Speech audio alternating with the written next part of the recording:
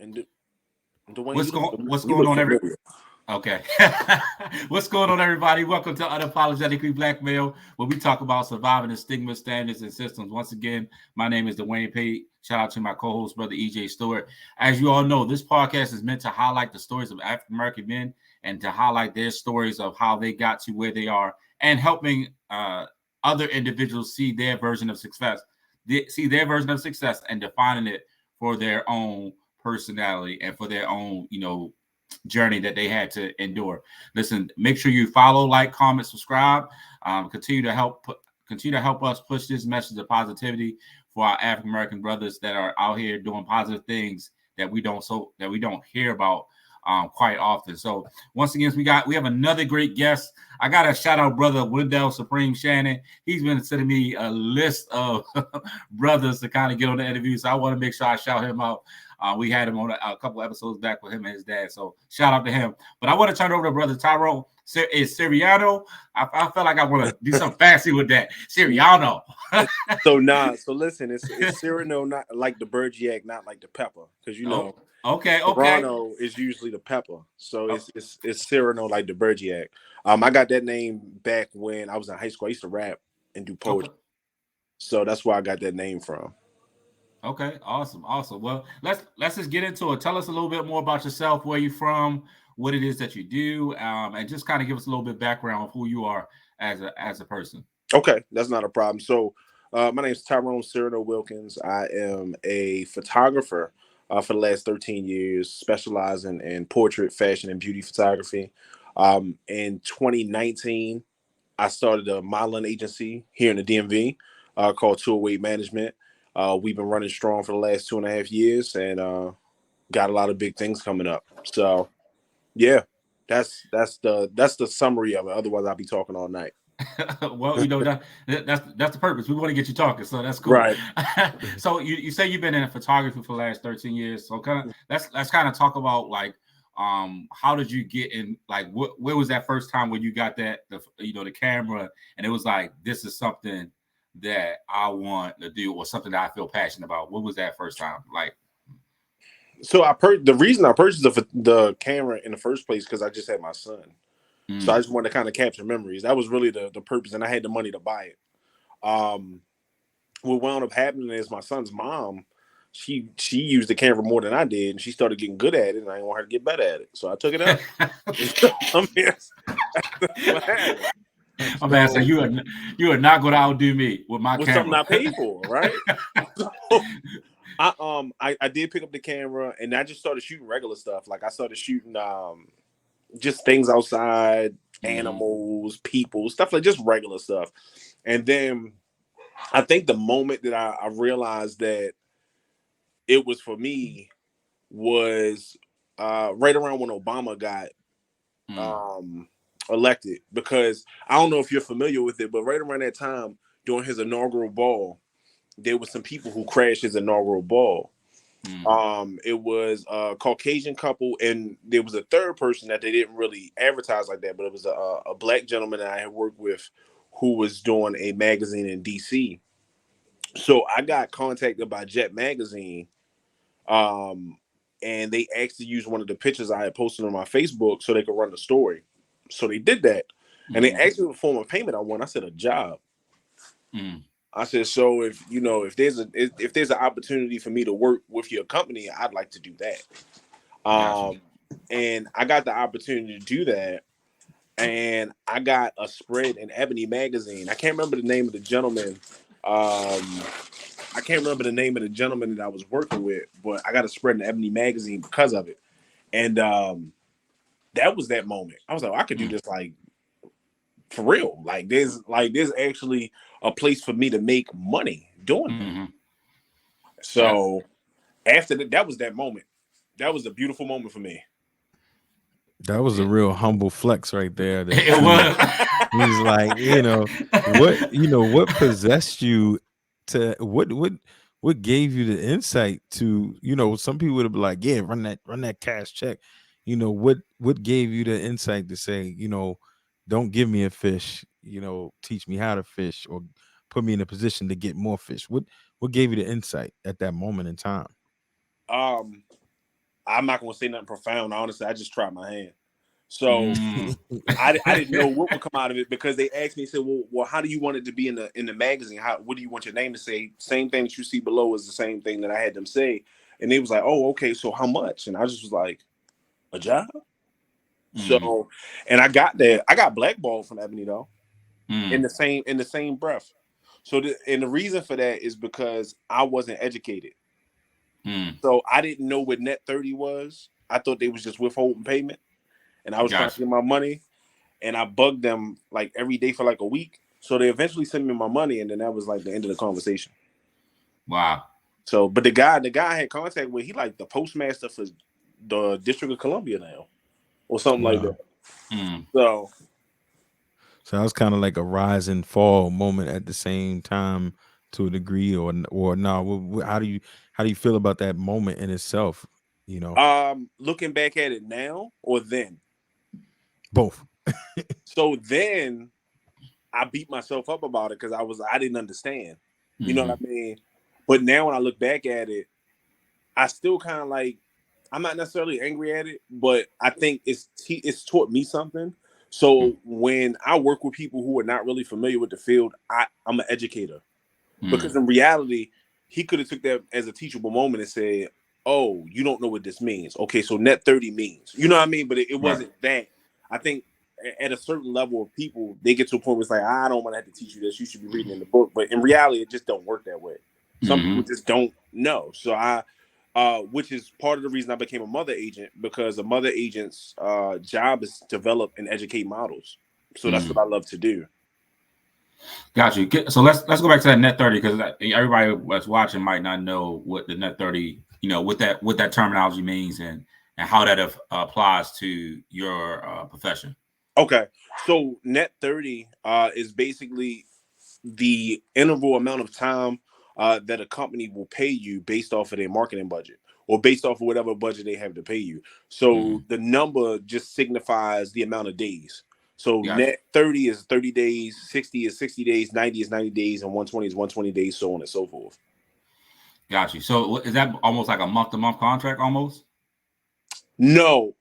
What happens is, and I started learning this now getting payroll, but when you do payroll for your company, a lot of times the payroll either does it every 15 or every 30 days, but on average it's usually every 30 days. So when they run that month's payroll, when they're paying off purchase orders and things like that, generally purchase orders are ran every 30 days.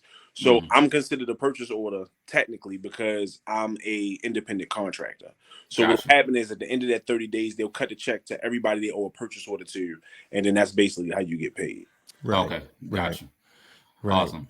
And how did you transition from photography? And I mean, it might seem seamless to someone who just says, oh, they have a camera, so it makes sense they're gonna do something around modeling. But what then put you in the mind space to say, I just started shooting people, I started working with Jet, now I'm a modeling agency representing people? Well, the modeling agency thing didn't come till way later on in my career. And to be fair, what wound up happening was I was working with models for a while. And right around 2015, I made the decision, like, you know what? I think I could do this. Because I had educated at least 4 models, 3 of them getting signed. I had nothing to do with them getting signed in reference to like directly talking to anybody to get them signed, but the images and the knowledge that I gave them led to that. So at that moment, it was a thought like, yo, I think I can do this. However, I was like, I just don't have the resources right now, so I'm gonna put it on the shelf. So I stopped because the one thing I don't want to do is waste anybody's time. And at that time, I don't think I was in the mindset to say, okay, I'm just going to jump in head first and see what happens.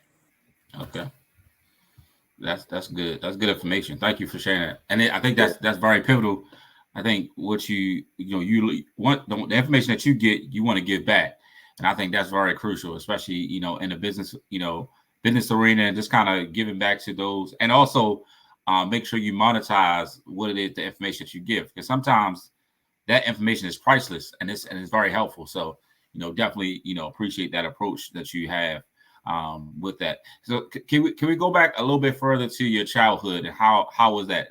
Are you born and raised from the Maryland area, or tell us a little bit about that? Yeah, born and raised. I'm from Baltimore County, so Okay. like the Pikesville, Randallstown area. I grew up modestly. You know what I mean? I wasn't. I won't. I don't have a sob story to connect to that. I wasn't poor. I mean, Gotcha. my mother didn't give me everything I wanted. That don't make me poor. It just make her look. You know, make her a parent. You know what I Right. mean? But Absolutely. I went. Yeah, I went to Winans Elementary, went to Old Court Middle School, and then wound up moving out to Owens Mills and went to Owens Mills High School. So my childhood was easy. It was fun. It was carefree. It was without technology. It was a different time then. So, you know, my summers was filled with super soaker fights, huggies, mountain bike riding, you know, climbing trees, building forts, and then occasionally playing Sega Genesis. But most of the time we was outside. Absolutely. Good old Sega. So, that Sega is a time classic right there. I still play Sega to this day. You can get a emulator on a computer. You play Sega. I'm with it, and I can get any game I want, like a kid in the candy store. Absolutely. The way you answered that question and delivered, you know, that answer, in the theme around the show is unapologetically black male. You said that saying I don't have any sob story connected to that. Has there been some point in your lifetime where people that you've encountered that say, oh well, Baltimore, oh you must have had, did you have to face that? Is that something you come across that kind of made that your strength in that answer, or was that just who you are? I think what happens is a lot of successful black men or black men on the come up, they expect us to have this sob story, this narrative to connect to who we are, so we can be like, oh, we came from the gutter, we came from the struggle, so this is why we work so hard. And it's like, nah, I work so hard because I genuinely love what I do. And that's it. Like when you find something that you're good at, like you stop working. You just do what you love from that point. And I only say that I don't have no side story because I don't. You know, I had great parents. You know what I mean? Of course, my dad, my biological dad wasn't around. But I had a stepfather to step in to take his place in that moment. So like that transition was fairly simple. I'm cool with my biological father now, but he more like a brother.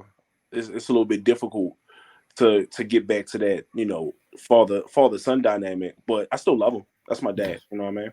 Gotcha. Definitely can appreciate that and applaud you for that. Because you know, like you said, you definitely could spin the narrative as like, well, you know, he wasn't there, so this is why I did it. But you said I do it because I want to do it. Right. I want to be the best version of myself, and I think sometimes we, at the end of the day, like their decisions where they affect us, we got to learn to like allow them to learn to understand that their decision was their decision. It wasn't our decision. Right. And you got to be the best version of you that you can be without whether they're there or not. Not to say it's not gonna be hard, it's gonna be difficult, but like you said, you had somebody to come in and step in and kind of fill that role and fill that gap to kind of help you progress and help you mature as a man and just kind of continue to grow in that area. So yes. Right. Yeah, it is, you know, it is a difficult thing not to, you know, gloss over. What, you know, growing up, wherever, you know, whether it's Baltimore County, Baltimore City, anywhere, there's still, you know, there's still the element of temptation, the pitfalls, etc. that could be around. Possibly, you know, having that experience growing up, knowing you didn't have your biological father, how did you navigate through life? And then how did that influence you now as a father today? So navigating through life, in all honesty, you know, I grew up in the 90s. So being a man was different then. You know what I mean? And when the men were teaching the boys, we were taught to be, you know, we were taught to be, if he the rock, I'm the pebble. You know what I mean? So it's a situation where you had to have this particular demeanor, can't show emotion, things of that nature. So like, and that wasn't just parents telling you that. That's, you know, we was at one point in time we was latchkey kids. So like, that's the television telling us that too. You know what I mean? So growing up, it was weird because I kind of hid my feelings. You know what I mean? Like, because it just didn't seem like I was supposed to have them. And it felt like if I had them, I was soft. So I didn't do anything with my feelings. Matter of fact, for years I didn't even cry. for years. Because I didn't think it was okay. So, if you fast forward though now, when I reflect on how I grew up and the environment in which I grew up, I don't do that with my son. I realized that a lot of things that we went through as children was passed down trauma that they thought was okay. And I don't fault my parents for it. You know what I mean? Getting beat, I don't fault my parents for it. I don't beat my son though. It's weird. Like I had to do it once, and to see the look on his face, like I like betrayed him. He's 14. Like listen, he cried, I cried. I said, listen, because it hurt. It's hurtful. Like how it don't work, you know. Yeah. But I realized that with him, like I just have conversations, you know. And you know, it's funny. I thought about it for a while, and I was like, you know, I wish I had an OG like I do my son when I was younger. But then I realized when I was younger, I wouldn't listen to that nigga either. Right. So right. like, you know what I mean? Like I wouldn't have, like, because at a certain age we just think we know everything. Or we feel like whatever we going through trumps whatever you going through, so it don't matter. I asked my son the other day, you know, it's really weird. I asked my son the other day, I said, what is it like to be you? He was taken aback by that question, but I realized we don't ask our kids that question. That's an excellent question. We assume 100% that because we are parents and we got BG&E and rent and we underpaid and overworked, that our problems trump our children's problems. Right. But in reality, that's not actually what happens. What happens is it's just that their stress is measured differently than ours. So the same stress we had BG&E, they had the same stress with schoolwork. But we're not opening up enough to let them reflect it or tell us that. I just asked him, I said, what is it like to be you? He said it's hard sometimes. And in my mind, it's still you still battling that, like right. Like how hard can it be? You ain't got no bills, you ain't got nothing. You know what I mean? So, but he was like, you know, it's hard sometimes, and you know, it's a little stressful, but I like it. This and the third, you know, it's never nothing negative. And I was like, okay, you know, because it kind of gave me a little bit of insight on what it was to be him. And it's interesting. Like I never think, like I think differently as an adult than I did as a child, and I think completely differently from my parents as well. Like just the way I raised my son, just the way I raised myself. Like, okay, here's a prime example. I was raised telling me that therapy is not for Black people. That was, you know what? Until I got old, I never realized how dangerous that narrative is. Absolutely. That's such a dangerous narrative. So like I remember, so back I think I was like 13, 14, I tried to commit suicide, right? So my mom, and I'm gonna tell you why. So what wound up happening was, remember I told you I didn't cry? All those years of not crying came to that one pivotal moment. And I like spat. I was no more good. It was like the Will Smith scene with Uncle Phil times 1,000. You know what I mean? But I was I was a punk. I wasn't going to cut myself. I just wasn't going to do it. Like in the end of it, it sounded great, but they even say suicide not for Black people. Like it's weird, but like I just couldn't. I couldn't do it, and I just was like, nah. So my mom, she had sent me to therapy, and I put on my best behavior.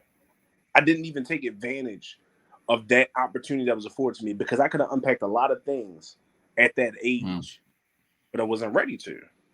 Fast forward years later, I had a lot of trauma that was packed up, you know what I'm saying? And, you know, God bless my wife.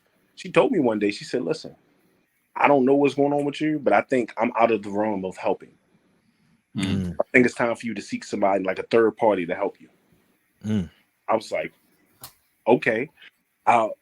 I was blessed. I'm blessed enough to have a job that offers free therapy. Like they like when you call this number, you set everything, they find you a therapist, and they offer free therapy. So my first 4 sessions was free, and then the remaining sessions, what wound up happening was my insurance picked it up. But it was the most eye-opening thing in the world because my therapist is like my grandmother, like literally. I got the oldest, sweetest lady. And she was like my grandmother. I do encourage if people, and that's one thing I will encourage, if you do get therapy as a Black person, Black man or woman, make sure that your therapist is from the same struggle. Because if not, you're gonna end up on drugs and prescribe things that's not needed when you could just be having a conversation. And I felt like talking to someone like the therapist that I had was eye-opening because she just listened. She wasn't one of those write down stuff. She literally retained everything I told her and wrote it down at the end because she wanted to make sure that I understood that she was paying attention to me. Absolutely. And let me tell you, that it was such a beautiful feeling to just have somebody there to just be able to be like, I'm just giving you word vomit all day, just letting you have it. And then she'd be like, okay, well, how do you feel? I'd be like, I feel like this. But I will say I rekindled a lot of relationships after my therapy. And I did a lot of apologizing to people who I didn't realize I may have been hurting inadvertently. So I say that to say therapy is amazing if you utilize it as a tool and not as a weapon. Yeah. But man, did you talk about how this whole thing started, Brother Pate? I mean, you said a lot. And then like it was like that little I don't know how long it was like 5 minutes, but you unpacked a lot real fast. But I'm glad that you championed the cause of this kind of therapy and this kind of that like having that awakening in that moment. Because the reason why we started this essentially was it started as a mental health awareness month thing where we was trying to highlight men and talk about self-care and just how therapy plays an important role. Right. But it kind of escalated to this, and as we talk about, because it's a consistent thing that we got to navigate every day. If we don't have a sense of identity for ourselves, and that self-care piece, that therapy piece, is very pivotal for all of us. In general, I like you said, I encourage anybody get that to at least get it.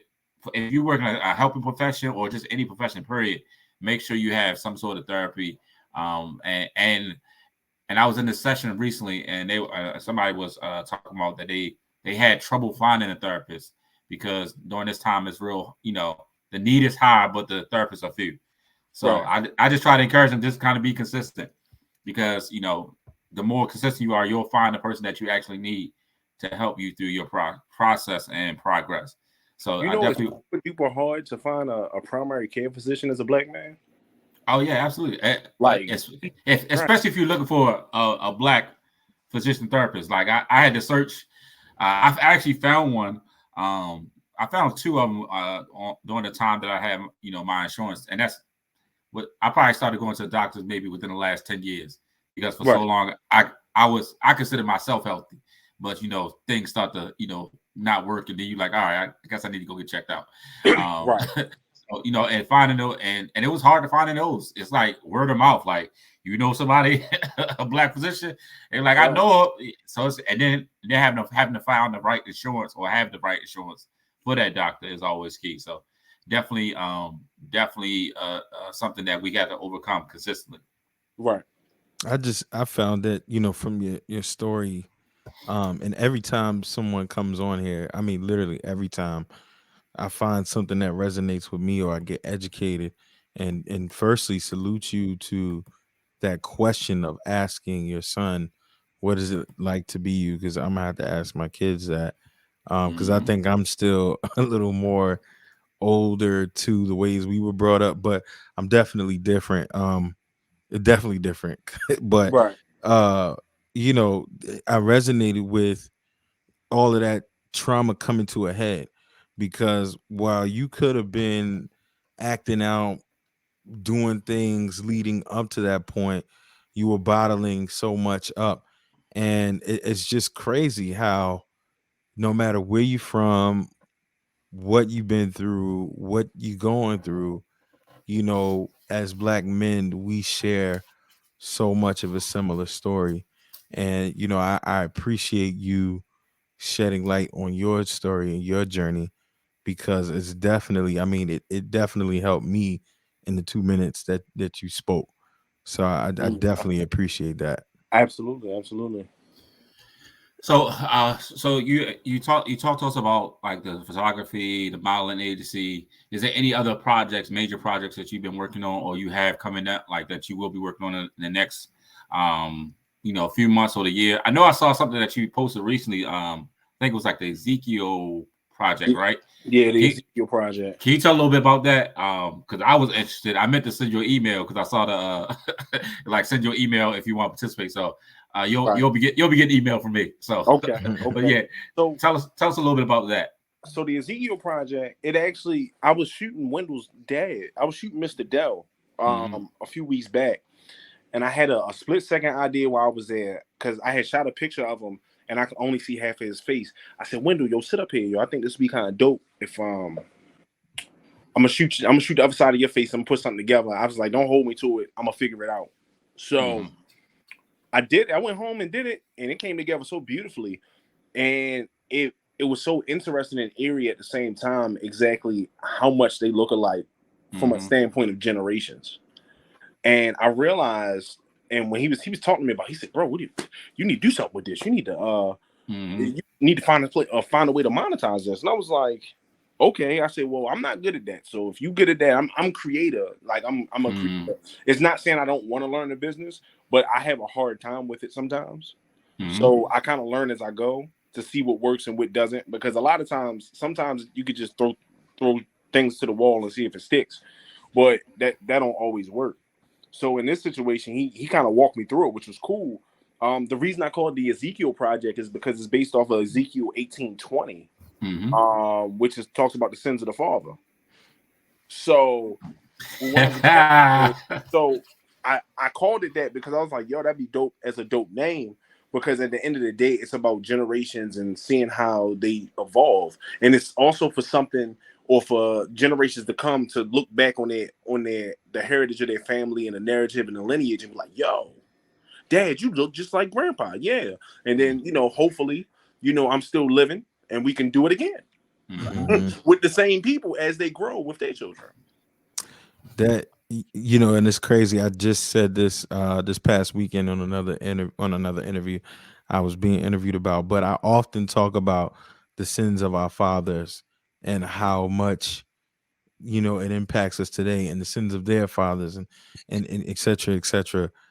So again, it just always comes full circle, kicks me in the butt to remind me to do what I need to do. But that is just it's an awesome concept, man. And black men, I think we, and a lot of people might not like it, but we, I think, are the last to do, not just saying we're behind or in a negative way, but we don't do these things. We don't keep the trees. We don't keep the albums. The women had the photo scrapbooks, the recipes. Sometimes you'll have the mechanic, you'll have the trades passed down, but I find that we're last to do these things. And I think that is so pivotal, and you couldn't have chosen a better subject to start with those guys. That's dope. Yeah, listen, I had an amazing time photographing because I did some of the earlier images for Wendell, and then turned around. His father saw, was like, "I want to get some pictures." I said, "All right, well, I'm with it." Like honestly, like when I shoot, I love shooting my friends because I'm able to capture images that a normal photographer can't capture. You know what I mean? Because there's a certain amount of intimacy that's there just based off relationship. So I'm able to get a little bit closer, when it comes to that. So it was good. I like it. You know what I'm saying? And then when I was capturing them, I kept like Essence in my mind because I want to work for Essence this year. I reached out to Keith Major. He is the primary photographer for Essence. So yeah, it's gonna be a good year. I already know it. That's dope. Absolutely. So like that process of trying to get on to like Essence, is it more networking or like just kind of showing off your expertise, your portfolio, and different things like that? How does that work? It's absolutely networking. Literally, I sent Keith Major Instagram messages like, "Hey man, I just want to let you know I really love your work. If you ever in need of an assistant or behind the scenes photographer, please let me know. I'd love to work with you." He sent me a message back, probably maybe a half hour later. Was like, "Noted," and followed me immediately. So I encourage people to just reach out to people because in the end, I think what happens is people forget that people are people. Yep. Like we look at it as, oh, I'm beneath them, and it's not that. It's not that at all. Like in the end, if people If you reach out to somebody and they don't reach back, they just wasn't part of your tribe. And that's it. Like you gotta let that be what it's gonna be. And obviously God is protecting you from this for a particular reason. Or it's a door, because no doesn't mean no. Right. And depending on what it is. Gotcha. But in situations of networking, let me rephrase that. I got you. No I got means you. no. Uh-huh. But in networking and talking to people, no doesn't necessarily mean no. It just means not right now. Because obviously, whatever that is or whatever project that is, you're not a good fit for it, and you just got to be okay with that. But the whole idea, and I learned this from my guy Greenspan when he was doing a show, is simply put, just don't be an asshole. People will remember you for you being genuine, being nice. Just say, hey, I get it. You know, it didn't work out this time, but I love for you to keep me in mind for, you know, future projects and keep it there. You know what I mean? Just, it's all about you can only make a first impression once. That's it. That's all you got. If you lucky, you get it twice, but it's not that much luck in the world. Absolutely. Definitely appreciate you for that. Just kind of the words of wisdom that you just kind of dropped on us in those few moments. As we begin to close out the interview, just want to thank you for your time. But let's talk about a few. We really didn't touch on this subject, but who are your mentors in the space that you're in? Who are the people that you kind of go to as your circle or your tribe to help you continue to do what you do? So right now, I'm looking for mentorship. I ain't even gonna hold you. But I will say there were some people that were pivotal in the growth of where I'm at now currently. So from a photography standpoint, it would be my mentor Mike. So he will always tell you that he was not my mentor. I was already kind of further along. He don't understand what he did, but in reality, he did a lot for me. He used to do this magazine called Iconography Magazine back in the day, back in the early 2010s. And him and his wife, Ty Alexander, used to let me, you know, come through and really like just be there and be in the mix. And I've always appreciated that, and I learned a lot from him. I learned a lot from Jeff from Jazzy Studios. And then from is it a couple other people? Not that I can think off the top of my head, but if I did forget, I'm sorry. So on the modeling tip though, it's a couple people really, and they're all from different parts of the industry. So like my man Meech, from LA, he a photographer. My man John, he's from New York, he a photographer. Yanni Go from Yanni Models. I will always tell her and I told her like last week that I appreciate her because when I first started, she was very open arms in the information that she gave me, and that's hard because there's no book to open in a modeling agency yet. There's no book for that, and she was very forthcoming with information. I'll always feel like I'm indebted to her, and I appreciate her for that. And then I have I got some people in my mind. You know what I mean? I haven't met them. Gotcha. But God bless the dead, Andre Leon Talley. I read his book. I thought it was amazing, and it gave me a lot of insight on what's going on in the industry. I've been listening to Ivan Bart lately. He is the president of IMG in New York. Okay. So it's another gentleman. His name is Dorian. He works at Ford, and I haven't met him yet, but manifestation is coming. You know what I'm saying? He's another black man in the industry. Let me tell you, there's not a lot of us. There's not a lot of black male cisgendered agency owners at all. So finding them is very interesting. So when I find them, I try to network. I try to gravitate towards that. Do you find that being that it's not a lot, have there been any stigmas or any not glass ceiling? Well, yeah, maybe glass ceilings or kind of like, this isn't your area kind of vibes, or how has that been? I'll say coming in, I felt like it was I had to jump through a couple of hurdles. First of all, I had to jump through the hurdle of being from Baltimore. There's nothing wrong. I love Baltimore, but in the eyes of the industry, when it comes to like fashion and like modeling, we are not on anybody's list. Gotcha. So navigating that space first was the first hurdle. I would say honestly, being a black man to that was probably second.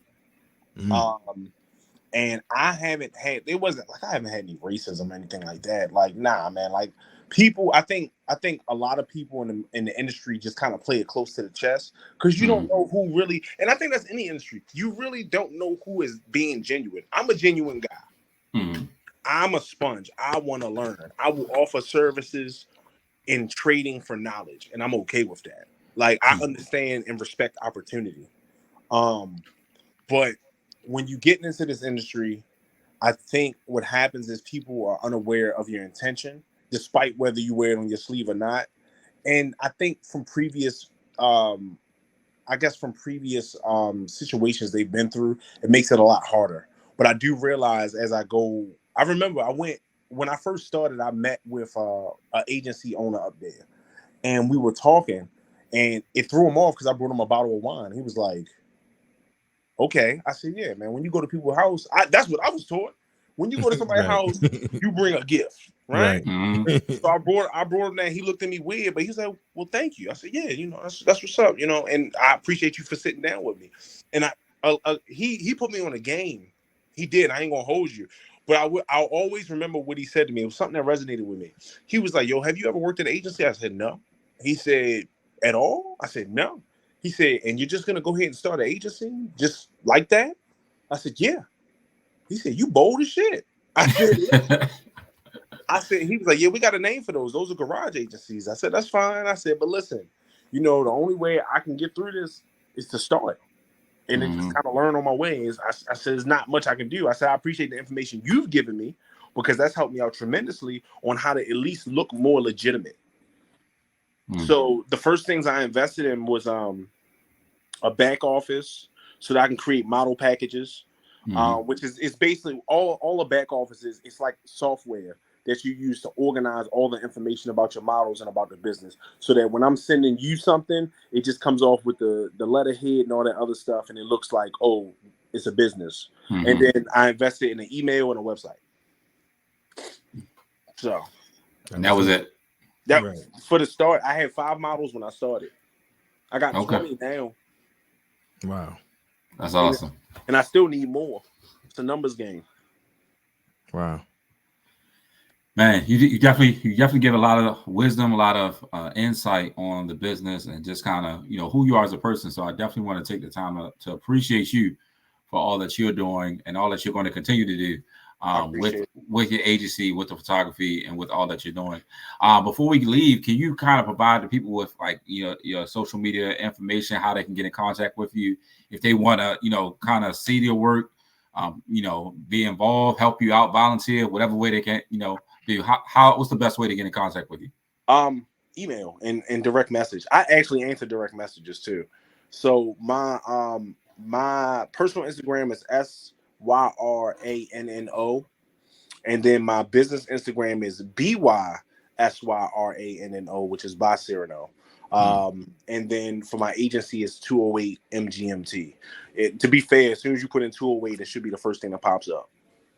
Gotcha. So you got all the information. We'll make sure we put that information under the video and include it with the podcast information.